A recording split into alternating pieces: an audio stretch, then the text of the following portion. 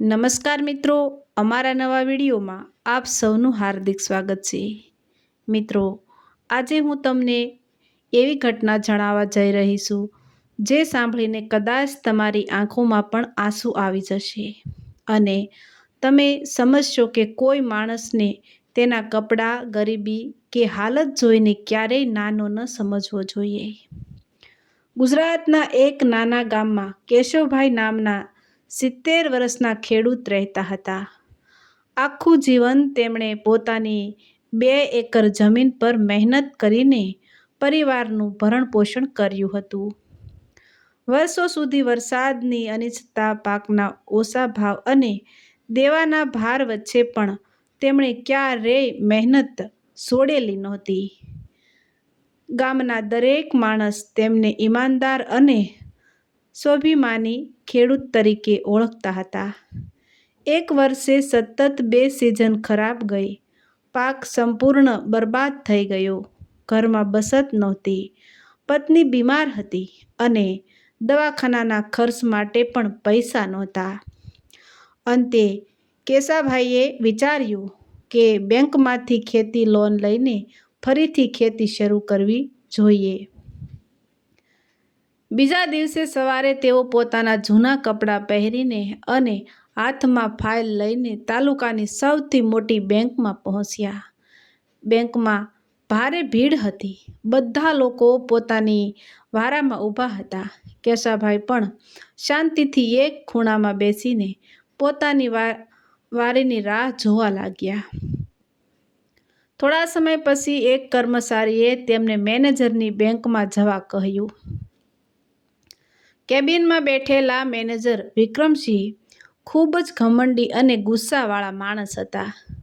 તેમને પૈસાદાર લોકો સાથે ખૂબ આદરથી વાત કરવાની આદત હતી, પરંતુ ગરીબ લોકોને તેઓ તુચ્છ નજરે જોતા હતા. કેશાભાઈ અંદર પ્રવેશ્યા અને હાથ જોડીને બોલ્યા, સાહેબ, મને ખેતી માટે લોન જોઈએ છે. મારી 2 સિઝન ખરાબ ગઈ છે. મેનેજરે ઉપરથી નીચે સુધી તેમને જોયા અને હસતા હસતા કહ્યું, તારા જેવા લોકો તો દરરોજ આવે છે, લોન લઈ જાય છે અને પછી પાછી ભરતા નથી. કેશાભાઈએ નમ્રતાથી કહ્યું, સાહેબ, મેં આજ સુધી કોઈનું 1 રૂપિયો પણ ખાધું નથી. મારી જમીન છે, મારા બધા કાગળ છે, તમે તપાસી લો. પરંતુ મેનેજરનો અહંકાર એટલો વધી ગયો હતો કે તેમણે ફાઇલ હાથમાં લેવાની પણ જરૂર ન સમજી. તેમણે જોરથી બેલ વગાડી અને કર્મચારીને બોલાવ્યો. આખી બેંકનું ધ્યાન હવે કેબિન તરફ ગયું. મેનેજર ગુસ્સાથી બોલ્યા, આ માણસને બહાર કાઢો. આવા લોકો બેંકનો સમય બગાડવા આવે છે. કેશાભાઈએ ફરી એકવાર વિનંતી કરી, સાહેબ, મારી વાત તો સાંભળો. મારી પત્ની હોસ્પિટલમાં છે. જો લોન નહીં મળે તો હું ખેતી પણ નહીં કરી શકું. પરંતુ મેનેજર પોતાના ભાન ભૂલી ચૂક્યા હતા. તેમણે ટેબલ પર હાથ પછાડીને એટલા જોરથી બૂમ પાડી કે આખી બેંકમાં સન્નાટો છવાઈ ગયો. તેમણે કહ્યું, તું મને શીખવાડશે બેંક કેવી રીતે ચલાવવી? બહાર નીકળ, નહીં તો સુરક્ષાકર્મીને બોલાવીશ. બધા ગ્રાહકો અને કર્મચારીઓ કેશાભાઈ તરફ જોઈ રહ્યા હતા. કોઈને મેનેજરનું વર્તન ગમતું નહોતું, પરંતુ નોકરીના ડરથી કોઈ કંઈ બોલતું નહોતું. કેશાભાઈની આંખોમાં આંસુ આવી ગયા, છતાં તેણે સ્વાભિમાન જાળવી રાખ્યો. તેમણે ધીમા અવાજે કહ્યું, સાહેબ, આજે તમે મને અપમાનિત કર્યો છે. કદાચ સમય તમને પણ એક દિવસ એવો પાઠ શીખવશે જે જીવનભર યાદ રાખશે. મેનેજરે ઉપહાસ કરીને કહ્યું, જા જા, ધમકી બીજા કોઈને આપજે. ગરીબ માણસ મારું શું બગાડશે? કેશાભાઈ ધીમે ધીમે બેંકમાંથી બહાર નીકળ્યા. તેમની આંખોમાં આંસુ હતા, પરંતુ ચહેરા પર ગુસ્સો નહોતો, માત્ર દુઃખ હતું. બેંકના કેટલાક કર્મચારીઓએ એકબીજાની સામે જોયું, પરંતુ મેનેજરના ડરથી કોઈ તેમની મદદ કરવા આગળ આવ્યું નહીં. બહાર આવીને કેશાભાઈ બેંકના પગથિયા પર થોડીવાર બેઠા રહ્યા. તેમણે આકાશ તરફ જોયું અને ભગવાનને માત્ર એટલું જ કહ્યું, હે પ્રભુ, હું કોઈનું ખરાબ નથી ઈચ્છતો, પરંતુ આજે મારી સાથે જે અન્યાય થયો છે એનો ન્યાય મને જરૂર કરજો. એટલું કહીને તેઓ ધીમે ધીમે આગળ તરફ નીકળી પડ્યા. ઘરે પહોંચ્યા ત્યારે તેમની પત્ની શારદાબેન દવાની રાહ જોઈ રહી હતી. તેમણે પતિનો ચહેરો જોયો અને તરત સમજી ગયા કે કંઈક ખરાબ બન્યું છે. કેશાભાઈએ આખી વાત કહી. શારદાબેનની આંખોમાં પણ આંસુ આવી ગયા, પરંતુ તેમણે પતિને હિંમત આપવા કહ્યું, સાચા માણસની કસોટી લાંબી હોય છે, પરંતુ ભગવાન ક્યારેય અન્યાય કરતા નથી. બીજા જ દિવસે કેશાભાઈએ ગામના જૂના મિત્ર મનહરભાઈનો સંપર્ક કર્યો. મનહરભાઈ વર્ષો પહેલાં શહેરમાં વેપાર કરવા ગયા હતા અને આજે ખૂબ જ સફળ ઉદ્યોગપતિ બની ચૂક્યા હતા. કેશાભાઈએ ક્યારેય તેમની પાસે મદદ માંગી નહોતી, પરંતુ મનહરભાઈએ મિત્રની હાલત સાંભળતા જ કહ્યું, કેશાભાઈ, તમે ચિંતા ના કરો, પહેલાં ભાભીની સારવાર કરાવો અને ખેતી માટે જે જરૂર પડશે તે હું કરીશ. થોડા દિવસોમાં મનહરભાઈએ માત્ર મદદ જ ન કરી, પરંતુ કેશાભાઈની ખેતી માટે નવી ચિકિત્સા વ્યવસ્થા, ચારા, બીજ અને આધુનિક સાધનોની પણ વ્યવસ્થા કરી. ગામના લોકો આશ્ચર્યમાં પડી ગયા.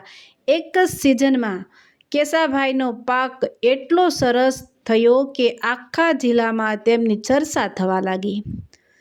તેમની મહેનત અને ઈમાનદારીના કારણે અનેક ખેડૂતો તેમની પાસે સલાહ લેવા આવવા લાગ્યા.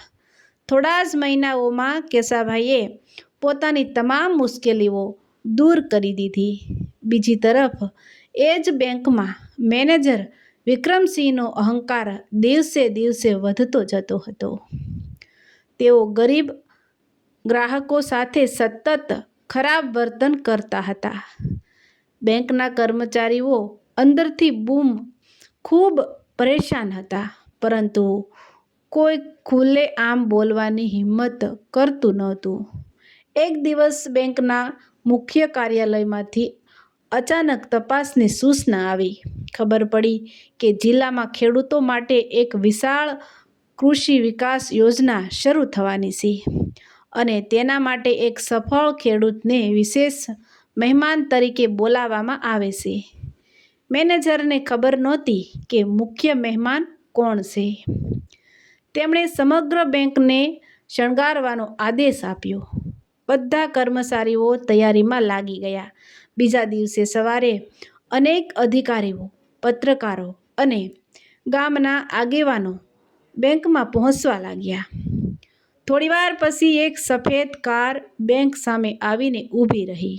કારમાંથી જે વ્યક્તિ ઉતરી તેને જોઈને બેંકના તમામ કર્મચારીઓ આશ્ચર્યમાં પડી ગયા, કારણ કે તે કોઈ બીજો નહીં, પરંતુ એ જ ગરીબ ખેડૂત કેશાભાઈ હતા, જેમના થોડા મહિના પહેલાં બધાની સામે અપમાન કરવામાં આવ્યું હતું.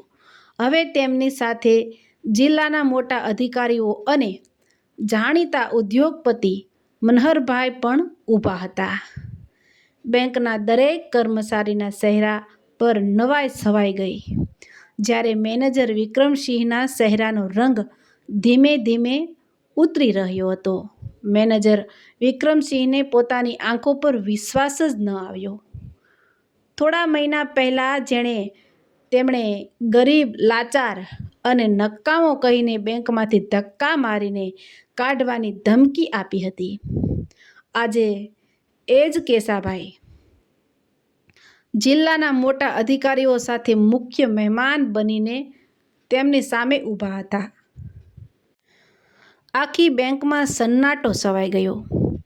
કર્મચારીઓ એકબીજાના ચહેરા તરફ જોવા લાગ્યા. કેટલાક કર્મચારીઓના મનમાં થયું, કે હવે કદાચ મેનેજરને પોતાની ભૂલનો અહેસાસ થશે. જિલ્લા કૃષિ અધિકારીએ સ્મિત સાથે કહ્યું, મિત્રો, આજે આપણે એવા ખેડૂતનું સન્માન કરવા માટે ભેગા થયા છીએ જેણે મુશ્કેલ પરિસ્થિતિમાં પણ હિંમત ન હારી અને પોતાની મહેનતથી સમગ્ર જિલ્લામાં એક નવી મિસાલ ઊભી કરી છે. આ છે કેશાભાઈ. આખી બેંક તાળીઓના ગડગડાટથી ગૂંજી ઉઠી. મેનેજરના હાથ પણ તાળી પાડી રહ્યા હતા, પરંતુ તેમના દિલમાં પસ્તાવાની આગ ધગધગી રહી હતી. કાર્યક્રમ દરમિયાન અધિકારીઓએ કેશાભાઈને મંચ પર બોલાવ્યા અને પૂછ્યું, તમારી સફળતાનું સૌથી મોટું રહસ્ય શું છે? કેશાભાઈએ ખૂબ શાંતિથી જવાબ આપ્યો, મહેનત, ઈમાનદારી અને અપમાન સહન કરવાની શક્તિ. જે માણસ અપમાન પછી પણ સાચા રસ્તે ચાલે છે, ભગવાન તેને એક દિવસ જરૂર માન આપે છે. આ શબ્દો સીધા મેનેજરના હૃદયમાં ઉતરી ગયા. તેમને તરત જ તે દિવસ યાદ આવી ગયો જ્યારે તેમણે કેશાભાઈને બધાની સામે અપમાનિત કર્યા હતા. કાર્યક્રમ પૂરો થવા પછી મેનેજર પોતે કેશાભાઈ પાસે આવ્યા. તેમના હાથ કંપી રહ્યા હતા. તેમણે બંને હાથ જોડીને કહ્યું, કેશાભાઈ, મેં તમારી સાથે બહુ મોટો અન્યાય કર્યો હતો. મને માફ કરી દો. હું મારા અહંકારમાં અંધ બની ગયો હતો. આખી બેંકના કર્મચારીઓ આ દ્રશ્ય જોઈ રહ્યા હતા. બધા વિચારી રહ્યા હતા કે હવે કેશાભાઈ શું જવાબ આપશે. કેશાભાઈ થોડું સ્મિત કરીને બોલ્યા, સાહેબ, હું તમને સજા આપવા આવ્યો નથી. હું તો માત્ર એટલું બતાવવા આવ્યો છું કે ગરીબી કોઈ માણસની ઓળખ નથી. માણસની ઓળખ તેની ઈમાનદારી અને મહેનત હોય છે. જો તમે એ દિવસે મારી ફાઇલ જોઈ હોત તો કદાચ આજે તમને આટલો પસ્તાવો ન કરવો પડ્યો હોત. મેનેજરની આંખોમાંથી આંસુ વહી નીકળ્યા. તેમણે માથું ઝુકાવી દીધું. બેંકના કર્મચારીઓએ પહેલી વાર પોતાના મેનેજરને આ રીતે તૂટતા જોયા. એ દિવસે સમગ્ર સ્ટાફને સમજાઈ ગયું કે હોદ્દો મોટો હોવો અને માણસ મોટો હોવો બંને અલગ વાતો છે. કેશાભાઈએ આગળ કહ્યું, માફી હું આજે આપી દઉં છું, પરંતુ તમે જે અપમાન કર્યું હતું તે મારી યાદમાંથી ક્યારેય નહીં જાય. આશા રાખું છું કે આજ પછી તમારી સામે કોઈ ગરીબ માણસ આવે તો તમે પહેલાં તેને માણસ સમજીને વાત કરશો, પછી ગ્રાહક. આ શબ્દોએ આખી બેંકનું વાતાવરણ બદલી નાખ્યું. ઘણા કર્મચારીઓની આંખોમાં પણ આંસુ આવી ગયા. વિક્રમસિંહને સમજાઈ ગયું કે પૈસાથી માન નથી મળતું. માન તો સારા વર્તનથી મળે છે. પરંતુ તેમના માટે આ સમજણ બહુ મોડે આવી હતી. જે માન તેમણે વર્ષોમાં કમાયું હતું તે થોડા મિનિટમાં અહંકારમાં ગુમાવી ચૂક્યા હતા. એ દિવસ પછી બેંકમાં વાત આવનાર દરેક ગરીબ ખેડૂતને સન્માનથી બેસાડવામાં આવતો. તેની વાત ધ્યાનથી સાંભળવામાં આવતી અને કોઈને પણ કપડાં કે ગરીબી પરથી ક્યારેય ન આંકવામાં આવતો. કેશાભાઈ શાંતિથી બેંકમાંથી બહાર નીકળ્યા. આખો સ્ટાફ ઊભો રહીને તેમને વિદાય આપી રહ્યો હતો. જ્યારે મેનેજર દરવાજા પાસે ઊભા રહી તેમને જતા જોઈ રહ્યા હતા. તેમના મનમાં માત્ર એક જ વિચાર ફરી રહ્યો હતો કે જીવનમાં સૌથી મોટી હાર કોઈ કેસ કે પૈસાની નથી. સૌથી મોટી હાર પોતાના અહંકાર સામે થાય છે. અને જ્યારે આ વાત સમજાય છે ત્યારે ઘણી વાર ખરેખર ઘણું મોડું થઈ ગયું હોય છે. તો મિત્રો આવા જ નવા વિડીયો જોવા માટે અમારી ચેનલ લાઇક, શેર અને સબસ્ક્રાઈબ કરજો. વિડીયો સાંભળવા બદલ ધન્યવાદ.